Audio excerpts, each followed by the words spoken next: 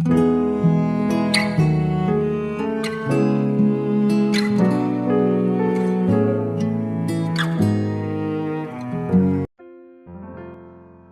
saudara yang kasih Tuhan Yesus, selamat pagi dan salam sejahtera bagi saudara semuanya. Saya menyapa bagi saudara yang ada di Indonesia, dari Sabang sampai Merauke, yang ada di Medan, yang ada di Palu, di Manado, Nusa Tenggara Timur, yang ada di Surabaya, di Jakarta, yang ada di Sulawesi, di Papua, di Kalimantan, dan dimanapun sudah berada di Indonesia, dan juga saudara yang ada di Malaysia, di Sabah, Sarawak, di Kuala Lumpur, dan yang ada di Amerika, di Kamboja, di Singapura. Senang sekali kembali menjumpai saudara pagi ini. Kiranya damai sejahtera dan sukacita daripada Roh Kudus senantiasa ada dan melimpah dalam hati dan kehidupan saudara semuanya. Dan kiranya saudara semua dalam keadaan baik dan sehat selalu, puji Tuhan. Selamat datang kembali di Pokok Anggur bersama saya Yosia Krisbianto. Mari saudara, sebelum kita bersama-sama merenungkan firman Tuhan, mari kita satu di dalam doa.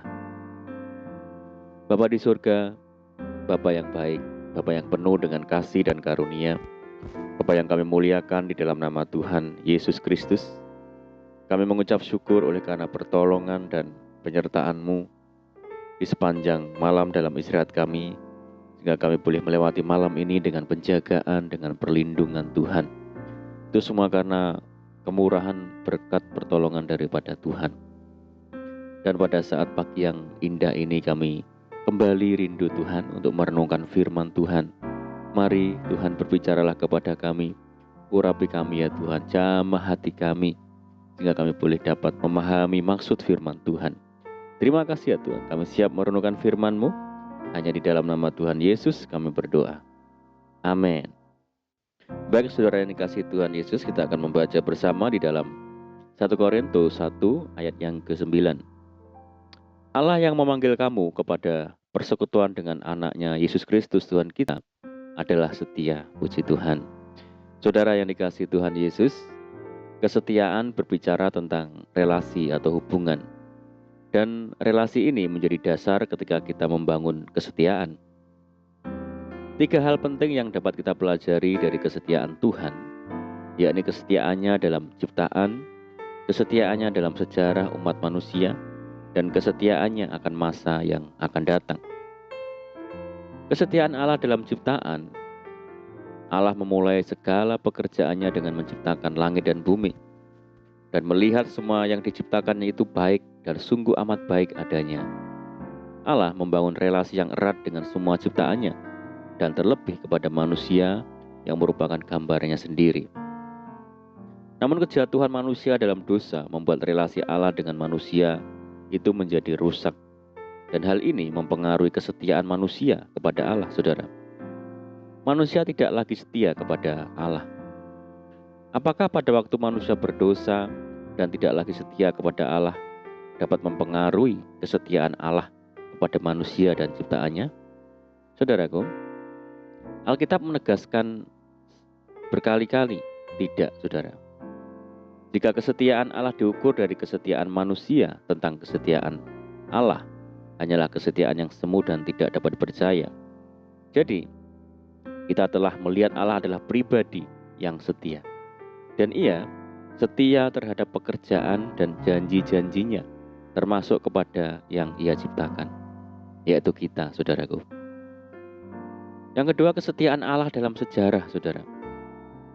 Dalam Efesus dikatakan, karena kita ini buatan Allah, diciptakan dalam Kristus Yesus untuk melakukan pekerjaan baik yang dipersiapkan Allah sebelumnya.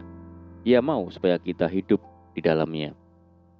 Saudara, dan di dalam kitab Wahyu dikatakan, dan Ia menyatakan bahwa Ia adalah Alfa dan Omega, yang awal dan yang akhir.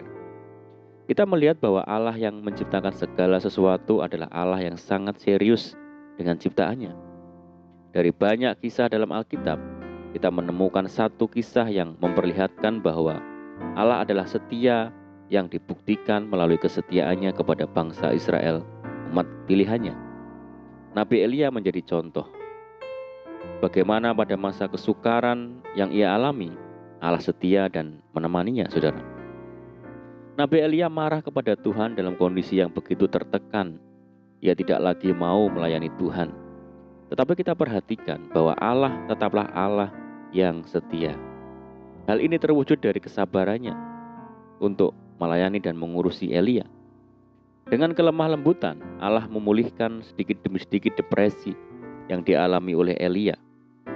Saat Elia dipulihkan oleh Allah, dia bukan saja dipulihkan dari masalah pribadinya sendiri, tetapi Allah juga memperluas area pelayanan dari sebelumnya. Bahkan, Alkitab menuliskan Elia yang tadinya mengalami depresi, Elia yang sama yang telah mengalami pemulihan, kemudian mengurapi 3 orang penting dalam sejarah bangsa Israel yang tercatat di dalam 1 Raja-Raja 19 ayat yang ke-15 sampai ke-16, yakni Hazael Raja Aram, Yehu cucu Nimsi menjadi raja atas Israel, dan Elisa bin Safat yang kemudian menggantikannya. Area pelayanan yang diperluas oleh Tuhan atas pribadi Elia membuktikan bahwa Allah adalah Allah yang setia atas sejarah dari bangsa-bangsa. Puji Tuhan, saudara. Yang berikutnya adalah kesetiaan Allah untuk masa yang akan datang. Dalam Ibrani dikatakan, Yesus Kristus tetap sama, baik kemarin maupun hari ini dan sampai selama-lamanya. Puji Tuhan. Saudara, ia tetap sama dalam kesetiaannya, sehingga kita dapat berharap dan menaruh pengharapan akan perkara-perkara yang di depan kita, yang belum kita ketahui, saudara. Sama seperti firman-Nya kepada bangsa Israel pada waktu mereka akan mengalami masa pembuangan. Firman ini juga yang kemudian memberikan kita kekuatan untuk menjalani perjalanan kita ke depan. Di dalam Yeremia dikatakan, sebab aku ini mengetahui rancangan-rancangan apa yang ada padaku mengenai kamu. Demikianlah firman Tuhan, yaitu rancangan damai sejahtera dan bukan rancangan kecelakaan, untuk memberikan kepadamu hari depan yang penuh harapan. Puji Tuhan. Saudara, karena kita memiliki Allah yang setia dalam menemani kita di masa suka dan duka, menemani masa lampau yang penuh tantangan, sehingga kita bisa sampai hari ini, saudara. Dan sekarang kita dapat mengatakan, Ebenezer, katanya, sampai di sini Tuhan menolong kita. Biarlah ini menjadi bekal bagi kita bahwa masa depan kita adalah masa depan yang cerah. Amin, puji Tuhan. Mari kita berdoa. Bapa di surga, Bapa di dalam nama Tuhan Yesus Kristus, terima kasih buat firman-Mu saat pagi yang indah ini ya Tuhan. Firman-Mu yang meneguhkan kepada setiap kami saat ini bahwa Tuhan yang setia bagi setiap kami. Kesetiaan Tuhan di waktu yang lampau, kesetiaan Tuhan di waktu yang sekarang ini, dan bahkan di masa yang akan datang. Tuhan yang tetap setia bagi kami. Tuhan, ajar kami Tuhan untuk hidup di dalam kesetiaan kepada Tuhan. Terima kasih ya Tuhan. Dan saat ini kami menyerahkan segenap hidup kami hari ini ke dalam tangan Tuhan. Berkati kami ya Tuhan, berkati usaha kami, pekerjaan kami. Jadikan kami hari ini berhasil dan beruntung. Sertai kami hari ini dengan penyertaan Tuhan yang sempurna. Mohon petunjuk Tuhan sehingga kami hidup sejalan dan seturut dengan segala kehendak Tuhan. Limpahi kami dengan sukacita dan damai sejahtera hari ini ya Tuhan. Berdoa bagi kesejahteraan kota kami, desa kami, daerah kami, dan bangsa kami yang saat ini menghadapi berbagai macam permasalahan. Mari Tuhan berkati daerah kami, pulihkan negeri kami. Belas kasihan Tuhan bagi negeri kami. Terima kasih Tuhan. Ini doa kami percaya Tuhan mendengar segala seruan doa kami. Hanya di dalam nama Tuhan Yesus kami berdoa. Saudaraku, terimalah berkat. Tuhan memberkati engkau dan melindungi engkau. Tuhan menyinari engkau dengan wajah-Nya dan memberi engkau kasih karunia. Tuhan menghadapkan wajah-Nya kepadamu dan memberi engkau damai sejahtera. Kasih karunia Allah Bapa dan kasih Tuhan Yesus Kristus dan persekutuan Roh Kudus menyertai saudara semua saat ini sampai selama-lamanya. Amin. Puji Tuhan, saudara dikasih Tuhan Yesus, kita sudah mendengarkan firman Tuhan saat pagi ini, dan saya percaya saudara semua diberkati. Mari kita tetap bersukacita di dalam Tuhan. Sampai jumpa di renungan berikutnya. Saya ucapkan selamat pagi, selamat beraktivitas. Doa saya menyertai saudara semua. Tuhan Yesus memberkati. Haleluya.